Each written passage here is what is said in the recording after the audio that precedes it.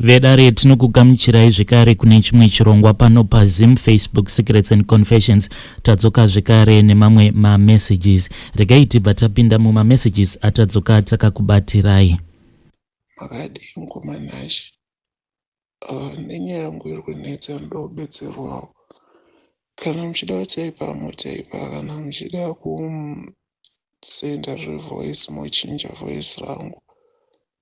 Mukomanashi ndoda kubetserwa, handizivi kuti ndinokanganisa here kana kuti zvokutonetsa. Ndakakurira kwana mbuya mai vakabara mai vangu. Saka ndakakura ndichingonzwa kunzi dede wangu vakashayika, vakatsikwa nemota vakafa. So ndakazosvika pakuroorwa.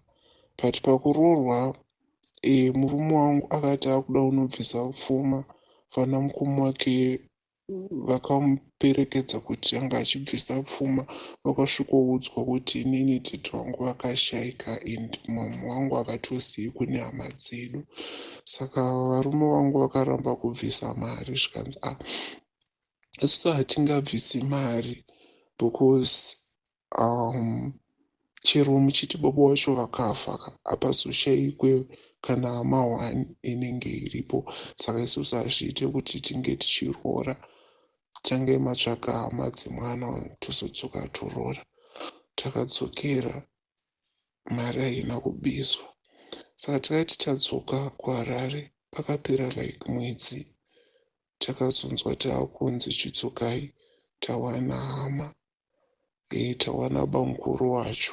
Takadzokera foshuwa takasvika kuine munhu anga aripo. Mari ichibva yabviswa. But musi wabviswa mari uyu mausiku acho, ndakarota mama wangu vachirwa nemumwe murume, vachirwisana zvekuti vachichinzi wewe unogorodza mwana wangu, ini ndisipo sei. Ndakatomuka ndakatoudza mama. Mama vakati dzitongoriwo hope zvadzo. Zvadaro vakwasha vakabva, ndanga nditori nepamuviri because ndakabva ndatoroorwa nekubisirwa masungiro because ndandine pamuviri pane 8 months. Ndakabva ndatozara, varume vobva vadzoka kuHarare. So murume wangu aipota achiuya pawiki, aiuya achindoona ka2 every week ka2. So aingoti paaiuya uzondoona mufeso yanga kanzi ndiba mukuru mukoma watete. Feso wangu murume wangu aisangana naye pamashops, uye utondoudza. Saka ndakasvika pakuzvara mwana wangu, taakudzoka kuHarare, ndakabva ndasangana nemurume uya akatogara pamashops. Pandaenda pandanotaura naye, handiti handiregerewo, inini handitorina kana ukama newe, mama wako vakatonditenga. Saka zvoreva kuti mama wangu nastepdad wangu vakagara pasi vakatenga munhu kuti vaone kubisirwa pfuma. Saka zvakandibata mukomanashi. Ndakabva ndaenda hangu kuHarare, ndichibva ndazoita kunyorera mama tsamba. Ndakanyorera tsamba yakasvika ichiverengwa nemurume wavo. Murume wavo akanditedza zvikanzi uya kuno. Saka ndakabva ndaenda. Stepdad vaina mama vatagara pasi, zvikanzi wewe enda unotsvaga kune hama dzevana, chero chiti dad vake vakafa but hauzoshayi, endai munovatsvaga. Takakwira bhazi tikauya kuHarare, tikatsvaga hama dzangu ana tete vangu kuNew Orleans, tikanovaona nehanzvadzi. But tete vangu vanga vasina kufa, kwainzi tete vangu vari kumarondera mazuva acho iwawo. So zvadaro titi hatinokwanisa kuvaona, but dzimwe hama takadziona makwana. Saka taona dzimwe hama mukomanashi, takabva tadzoka namama. Pachibva pazotsvagwa dede, tichibva tazovawana futi. Zvadaro titi vakabva vatanga kupopota, wakarodza mwana wangu, chichi mukwasha uyu anotofanira kutorora kechitu. Murume wangu nehama dzake ubva vatanga kupopota, hatiroore hatiite sei, but vakazongozvinzwisisa zvavo. Kumanashi takaunganidza zvakare, ndanga ndatova nepamuviri pechitu. Nhumbi yemwana wangu wechitu yanga yava ne 3 months. Takaunganidza zvakare pfuma, taunganidza futi patatichi vanhu ngavaungane. Saka panga pava nekutonzerana.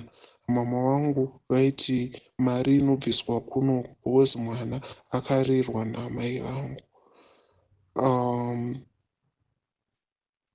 Titi vachiti aiwa mwana uyu anofanira kurorerwa kunoko. Saka zvakazongonzi aiwa chiuya vanhu ngavachiungana kwana mama wangu. Vanhu vakaungana, but kuungana kwakaita vanhu, titi vangu havana kuuya, vakabva vatumira hanzvadzi yavo. Vatumira hanzvadzi yavo kudaro, kwakatumwa tete. Tete ndo vakangomirira vari 1. Mari yakanobviswa zvakare. Mari iyoyo yabviswa, mari iyoyo yabviswa, vakwasha vasumuka vadzoka futi kuHarare. Tangosara veukama vega vega. Mama wangu vakabva vatora futi mari yese, kubva nemabhurangeti nemasutu ababa, vakabva vatotora zvese vakanyima. Tete vangu vakangopuwa mari yebhasi, zvikanzi hapana kana mari yamuri kuwana, wose hamuna kuchengeta hamuna kuchengeta mwana, mwana akachengetwa naamai vangu. Tete vakangotsuka vakadaro mukumanashi. Saka zvinhu zvacho pakuroorwa kwangu hazvina kufamba zvakanaka mukumanashi. Mukuona, mama vakabva vatora mari yaya vobva vadya futi nastep date, zvototi mai vavo vakandichengeta havana kana kuwana sendi. Vakatochema musi wacho wokuti inini ndakachengeta vana, munotadza kundipawo kana dhola zvaro, inini ndaidonha nemwana ndichienda kunodhakwa, nhasi unooroorwa motadza kundipa mari. Saka zvazvakabva zvazoita, pandakabva kunoroorwa kechitu, imba yangu yakabva yatanga kubvira kumanashi.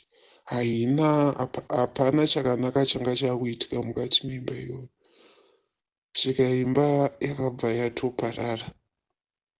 Ndatova nepamuviri pemwana wangu pane 6 months. Apa ndanga ndabva kunoroorwa pamuviri pemwana wangu wechitu paine 3 months. Saka inini ndanga ndakuchida birth nechitupa, because ndanga ndisina birth, because ipapo ndanga ndani 19 years. Ndanga ndani 19 years but ndanga ndisina birth kana chitupa. Kubva ndatanga kutsvaga date futi, date ndichibva ndabva ndaenda kwavanga vari, vati handichazokutoresa. Saka pandaivaziva vachigara vakazotama futi kuvatsvaga date havasi kubatika.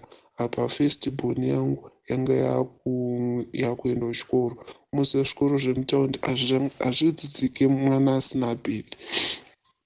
Kuchikoro kwemwana kuri kudiwa birth. Kuti nditoreswe namama wangu wangu asinawo chitupa. Saka zvandakazoita ndakabva ndazotsvagawo vamwe vanhu kwakuzvitoresa birth nechitupa. Ndakaita vanhu vabereki vekutenga kwakuzvitoresa birth nechitupa, because panga pasina aikwanisa kunditoresa birth because mwana anga ari kuda kuenda kuchikoro, first born yangu. Saka ndakazoti ndagara titi vakazongonyuka futi, zvikanzi wakazodii nenyaya yebirth. Ndikati hatiti, ndakakutsvagai ndikakushayai, ende mimi hamuna kuzoda kuzoteera kuti muone kuti mwana ndini ndongoramba ndichingopa pressure yekuti ndikutsvakei, zvakutonge ndakumanikidzira ukama nemi. Ndozvandakavapindura, vakabva vangoti hosi. Saka ndakabva ndazotora pasipoti pandaudza tete wangu ndikati ndatora pasipoti.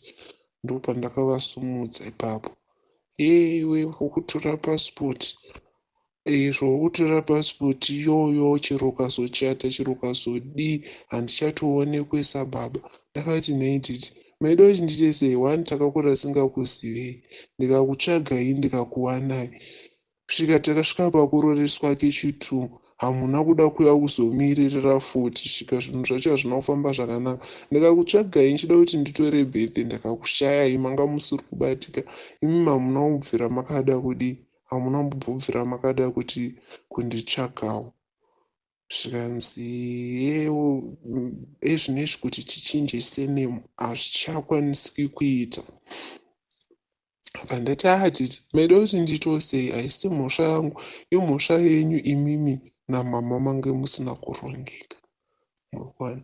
Saka didi vangu ezvinezvi ndakada kuti nditaure nawo ngumanazvi. Vanonditi kutodii zvedu isusu vana baba vasina kurongeka. Ndikangoda kuti nditaure nawo hanzi todii zvedu vana baba vasina kurongeka. Ndonyaya yanda kunetsana natete wangu.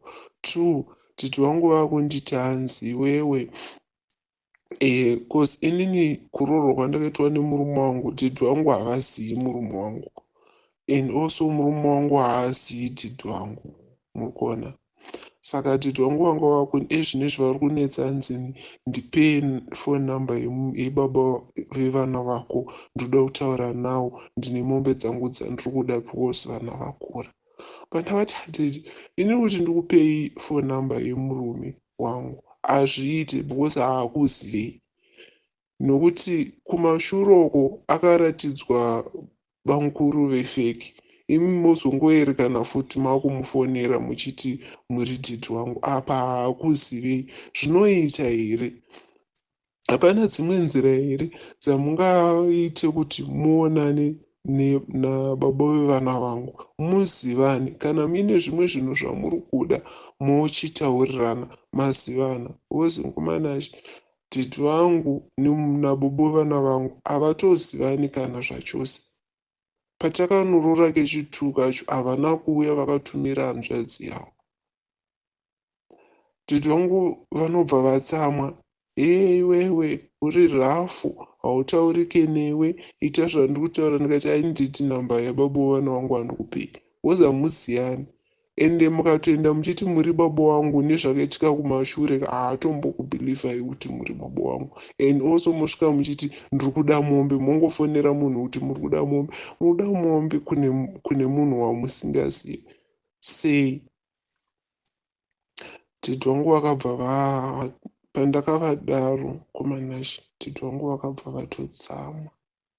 Ezvinezvi havatotauri neni, havanditsvagi, havatobvunzi kuti zvakamira sei. Kumanazvi ndobva ndatopererwawo kuti ndodii. Ndingarambe ndichinyengerera here baba? Ndingava ndakavatadzira here nemashoko andakataura? Kuti sezvo vanogara vachitaura kuti tingadi isu vana baba vasina kurongeka. Ndingava ndiri munhu ari kuvaita rafu here kuti ndavanyima nhamba yababa vevana vangu? Apa havatozivani svikana nhasi izvezvi, so havatozivani, but vari kuti hanzi vane mombe dzavo dzavari kuda. Handizivi kuti vane mombe dzavo dzavari kuda dzakaita sei. Wozi murume wangu akarora akabvisa zvaana baba zvese, chaasina kubvisa dzimwewo mombe dzaasina kubvisa. Handichazivi kuti kwakasara mombe dzakaita sei. Wozi listi rakanyorwa namama wangu nastepdate. Rekutanga racho rakanyorwa namama nastepdate, rechitu rakanyorwa namama nastepdate. Wozi tete wangu havana kukonda kuuya vakaita zvekutumira hanzvadzi yavo. Zviri kunetsa ngomanazvi. Tete wangu havatotauri neni, vakatonditsamwira, hanzi vari kuda nhamba yemurume wangu mukumanazvi. Saka ndanjikumburawo kubetserwa, ndizive kuti kana ndichinge ndakavakanganisira ndovakumbirira ruregerero. And ndachida kuziva kuti zvingaite here kuti ndipe titi vangu nini phone number baba vevana vangu kuti vavafonere apa havatosivani mukomanaizvi. Izvinoizvi firstborn yangu ine 19 years. Titi vangu nemukwasha havana kana zuva ravakambobvira vakaonana. Ndo pane nyaya yangu mukomanaizvi. Vedare ndo voice note randatumidzirwa navahanzvadzi vedu. Ngatitaurei navo mucomment section. Ngatisanganei zvekare mune zvimwe zvirongwa zvinotevera.